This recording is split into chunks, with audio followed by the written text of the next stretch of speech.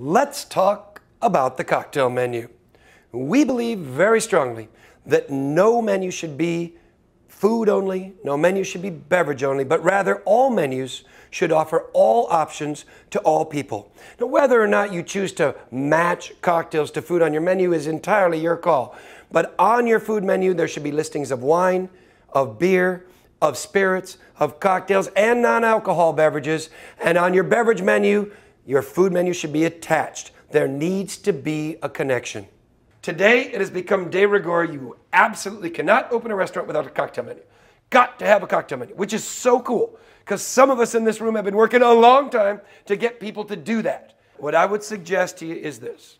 We're going to talk more about this, but every bar, every restaurant should focus on having a signature drink, a signature cocktail, which David is going to take more elaborately in just a few moments.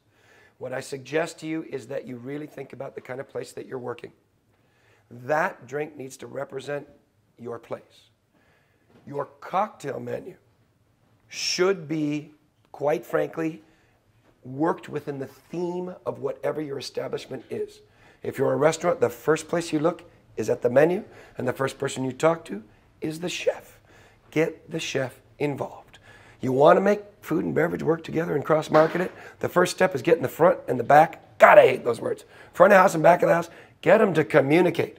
And the best way to communicate is to make everybody feel like they got a vested interest in everything that happens. And the best way to do that is get the chef involved with what you're doing out front. Eventually, they'll realize that it works both ways. Think about what they're doing. Look at what's coming in every day. Look at the purchasing list. Look at the menu and look at the spices, the herbs, the fruits, the vegetables, the flavors that are on that menu, and start to embrace them and represent them in your menu. Do things that are creative, but use the things that the kitchen is using and incorporate them into your cocktails so that they start to feel like the menu. And when looking for original cocktails, go back to the basics, people. We have gone so far out on the deep end. You do not need 37 ingredients in a cocktail to make it interesting. You need about 3, maybe 4 or 5. Regardless, you got to produce it at volume, so you got to have a number of steps. And we'll talk more about that in just a moment. I'm giving you the overview. What I suggest that you do is look at your customer that's coming in and look at the customer that you wish was coming in. Look at your neighborhood. Look at the ambiance. Take all of this into consideration, and then when you make your cocktail list, look at the classics as your guide. And make variations on the classic cocktail themes and make them fit within the theme of your restaurant. Does that make sense? Size, theme, production. Size, theme, production. It's no different than the kitchen. You got to order to the menu. You have to have the tools for the menu. You got to have the training to the menu. And those things have to be ongoing. There's got to be a chef. You got to look at the drinks out in the dining room, see if they're coming to the table the way they're supposed to. Because it's really, in the end, the bartender's job to make sure that those drinks look right. And even though the waiter, you got to command those waiters. Like I said about the old-fashioned the other day, a waiter's going to take that old-fashioned and top it up with soda. Yikes! There goes the drink. So those parts of it, I think, are really, really critical. Like a restaurant, comes to you, or if it's your restaurant, whatever, you say you want to do a new cocktail list. The first thing I always think of is a signature drink.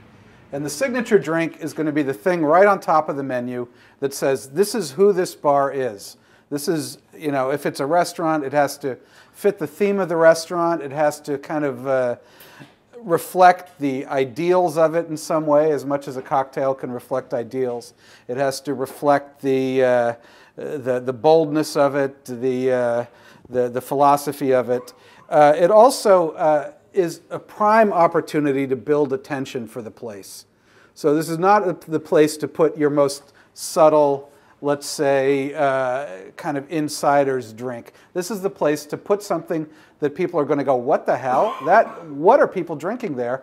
And then, kind of after that, think, hey, that's pretty good, and let me tell my friend about it, and then the media will come in, and you'll get a little bit of coverage for having your cocktail program. I always like to do a short list, like Dale said. If it's a place that's primarily a restaurant, you might want to do 8 cocktails. That's enough. You don't really need to do more. If it's going to do more bar business, you might want to bump it up to 12, and if it's primarily a bar, then you need a couple more than that. But you want it so that you're not going to overwhelm the staff with training. You're not going to overwhelm the bar with weird bottles of things. And you're not going to, above all, overwhelm the customer with too many choices. But as going along with that, that means what you have there has to be balanced.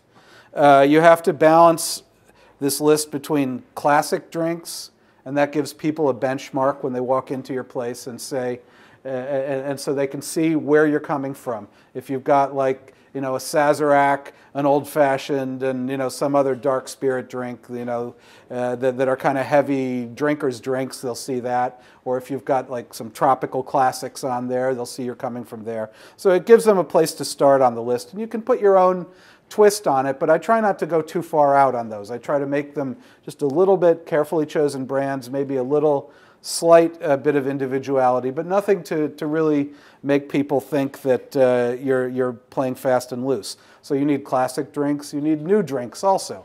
You want drinks with light spirits and dark spirits, not like the distributor drinks with the vodka, flavored vodka all the way down the line. I've seen so many menus like that. Sounds, you want the kind of the butch drinks. You also want some of the more ladylike. I know that's not, I don't mean ladies' drinks, because I know a lot of men who drink ladies' drinks and a lot of ladies who drink men's drinks.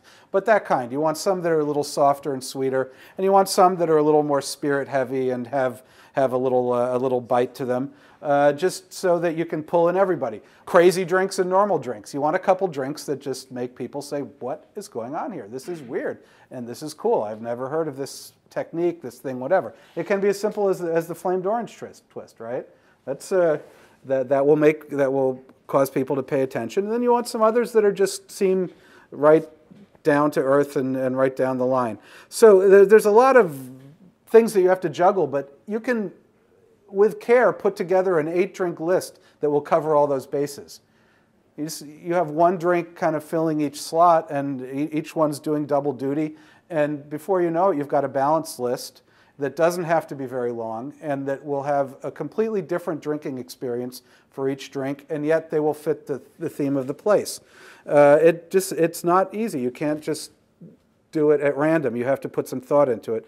Also, one thing I always like to do on a cocktail list is write a sentence or so under each drink. This helps people who are coming in, especially if the place is crowded. Before they even reach the bartender, they have an idea of what they want to order. They've read the little list. They can be a little bit humorous. You can put a little bit of wit into them. But they will also kind of give people a little bit of the background, the culture of each drink. It doesn't have to be a historical thing. It can talk about whatever, who invented it. It can be the taste of the drink, the color of the drink, some comment on the drink to get people started thinking about it. And it helps them to order, helps them to get located on your cocktail list and know where you're coming from. And the other thing I always say, being a writer, have a writer look it over. Writers will work for peanuts. Get somebody who will come in. There's probably one hanging out at the corner of your bar. Give them a couple drinks and have them proofread your list. That is really, really important, because otherwise you can have the best list in the world, and if it's riddled with typos and misspellings and bad grammar, you'll come off as a dope. In my opinion, every cocktail menu should have one non-alcoholic cocktail on it to let people know that you can do that for them. And then it opens, I wouldn't put more than one, just one, to let them know, hey, we can do this for you, we'll take care of you. You don't have to drink alcohol in my bar to feel comfortable. Yeah. And I think it's very, very important to make that statement. Which cocktails you choose, house cocktails, signature cocktails, how many cocktails, how many spirits, these are all decisions that you have to make based upon your establishment. But the bottom line is clear. In today's world, a cocktail menu is essential.